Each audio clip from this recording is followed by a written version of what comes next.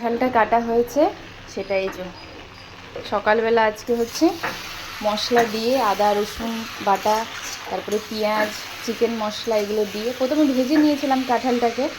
তারপরে হচ্ছে কড়াইটা এখন কষিয়ে নিচ্ছি, ভালোভাবে কষিয়ে নিয়ে একটু মিষ্টিও দিয়েছি। তারপরে হচ্ছে এই যে প্রেশারে এখনই ডাল নামিয়েছি, তো আর মাজার মানে হালকা একটু ধুয়ে নিলাম, যে ডালটা সেদ্ধ করছিলাম, এই যে ডাল সজনে দিয়ে।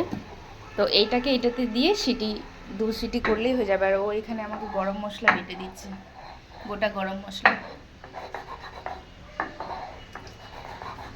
আর আজকে আবহাওয়াটাও কেমন, জ্যাকেট নিয়ে যাও, ঠান্ডা লাগছে না বাইরে? ঠান্ডা আছে, হাওয়া দিচ্ছে তবে সকাল থেকে। দেখি একটু ব্যালকনিতে যাই। আর আমার ব্যালকনিতে হচ্ছে আপনাদেরকে দেখাই আমার নতুন অতিথি।